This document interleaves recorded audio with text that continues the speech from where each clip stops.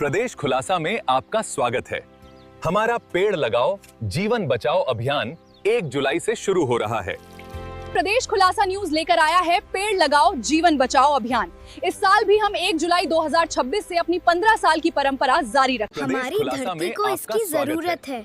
हमारा पेड़ लगाओ जीवन बचाओ। चलो अब तुम्हें इस नई जगह पे लगाते हैं, अच्छे से बढ़ना।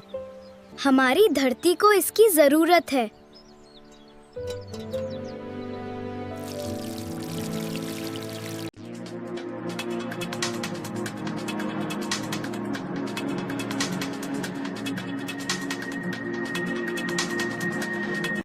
12 साल से न्याय की अंतहीन तलाश। साहब, दफ्तरों की खाक छानते छानते उम्र ढल गई, पर नहीं मिला अपनी ही जमीन पर हक।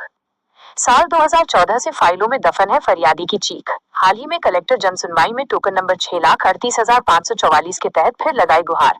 क्या अब जागेगा प्रशासन? Indore, bureau report. न्याय में देरी न्याय न मिलने के बराबर है। कानून की ये स्थापित परिभाषा इंदौर के प्रशासनिक गलियारों में दम तोड़ती नजर आ रही है।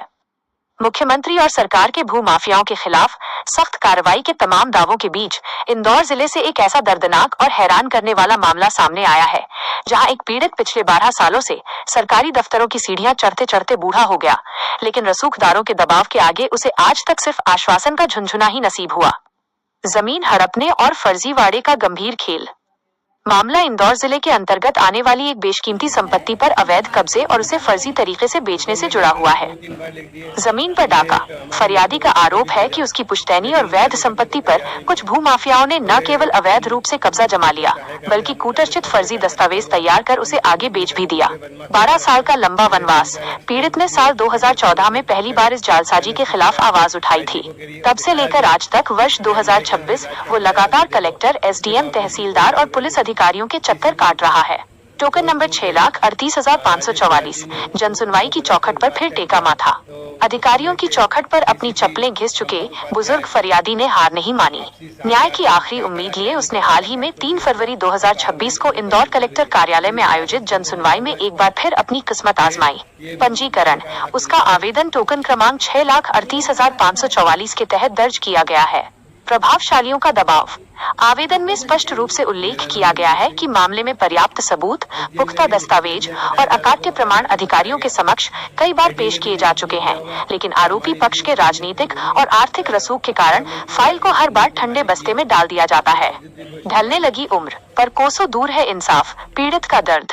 12 सालों का ये सफर सिर्फ समय का कटना नहीं, बल्कि एक नागरिक के सिस्टम पर से भरोसे का टूटना है। फरियादी ने रुंधे गले से अपना दर्द बयां करते हुए कहा, जब 2014 में पहली बार न्याय की आस में दफ्तर आया था, तब हाथों में ताकत थी और आंखों में उम्मीद। आज अधिकारियों के चक्कर लगाते लगाते मेरी उम्र ढल चुकी है। बाल सफेद हो गए और शरीर थक गया। सबूत चीख चीख कर सच बता रहे हैं, लेकिन साहबों को दिखाई नहीं देता। क्या मेरे मरने के बाद मुझे न्याय मिलेगा? प्रदेश खुलासा के तीखे और सुलगते सवाल। 1. इंदौर जिला प्रशासन से सीधा सवाल है कि जब मुख्यमंत्री का सख्त निर्देश है कि भूमाफियाओं को नेस्तनाबूद किया जाए, तो 12 साल से एक ही मामले की फाइल कछुआ चाल से भी धीमी क्यों चल रही है? 2. क्या इंदौर कलेक्ट्रेट की जनसुनवाई केवल आंकड़े जुटाने और कागजी खानापूर्ति का केंद्र बनकर रह गई है? टोकन नंबर 6,38,544 के इस लाचार फरियादी को न्याय दिलाने के लिए किस शुभ मुहूर्त का इंतजार किया जा रहा है? 3. वे कौन से रसूखदार और प्रभावशाली सफेदपोश चेहरे हैं जो पर्दे के पीछे से जांच को प्रभावित कर रहे हैं?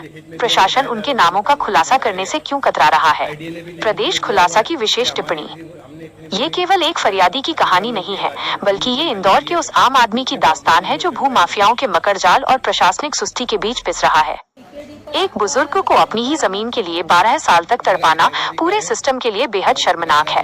प्रदेश खुलासा इंदौर कलेक्टर से यह मांग करता है कि इस मामले को विशेष प्राथमिकता में लेकर तत्काल निष्पक्ष जांच कराई जाए और दोषियों को जेल भेजा जाए, ताकि इस बुजुर्ग का कानून पर खोया भरोसा वापस लौट सके। ब्यूरो रिपोर्ट, इंदौर प्रदेश खुलासा लाइव न्यूज। खबर भी असर भी। पर आपका बताइए क्या विवाद चल रहा है? हमारा किराएदारी का है और किराएदार वो ना तो किराया दे रहे ना खाली कर रहे हैं और मारने के लिए गुंडे बदमाश लगा रखे हैं। सारे कागजात हमारे पक्ष में हैं, उसके बावजूद भी थाने पर भी आकर उन्होंने बातचीत किया। थाने वालों ने भी मांगा कि तुम्हारे पास कोई अगर तुम्हारी कोई संपत्ति से कोई भी संबंधित कागजात हो तो प्रस्तुत करें, लेकिन आज 1 साल से कोई प्रस्तुत नहीं किया गया। तो आपने इसकी कंप्लेंट थाने पे की है? हमने इसकी कंप्लेंट थाने में तहसीलदारों, एसडीएम, पटवारी, कलेक्टर सभी को की है।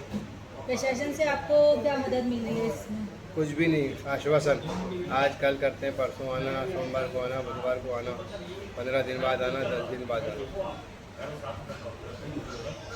कुछ है उनसे बात की होटल खाली करने की? उनको हमने लेटर 2-3 बार लिख दिए। हमने एक हमारे मित्र वकील को भी भेजा, लेकिन वो खाली करने को तैयार ही नहीं है। बोले हम इससे जो चाहे कर ले, हमने 40 साल से करके रखा हुआ है, हम इसको कुछ भी नहीं करें। गुंडे बदमाश लगा रखे, मेरे 3-4 एक्सीडेंट भी हो चुके हैं, मेरे दोनों पैर फ्रैक्चर हैं। मैंने उसकी शिकायत आईजी को करी और दिखाया भी कि एमआई के अंदर इलाज करवाया, और ये देखो उसके बावजूद भी कोई कार्रवाई नहीं हुई। डीसीपी जो जोन 2 के राजेश व्यास जी ने उनको बुलाकर उस बात का किया, तो उस समय के डीसीपी संपत उपाध्याय को आपसी सांठगांठ से क्या करा क्या नहीं करा, उनका ट्रांसफ़र भी हो गया और कार्रवाई अभी तक उनको हुई है। तो इस कागज़ के अंदर लिखा हुआ है स्पष्ट कि ये मालिकाना हक इनका है। मालिकाना हक आपका है? हाँ। आपका परिचय? मेरा नाम मंजीत सिंह। एसडीएम ने भी लिखित में दिया, किराएदारों को मकान मालिक बताया गया। आईडी ने भी लिखित में दिया हुआ है कि हमने इतनी भूमि अतिक्रमण की, बाकी भूमि के मालिक ये हैं, उसके बावजूद भी कोई सुनवाई नहीं।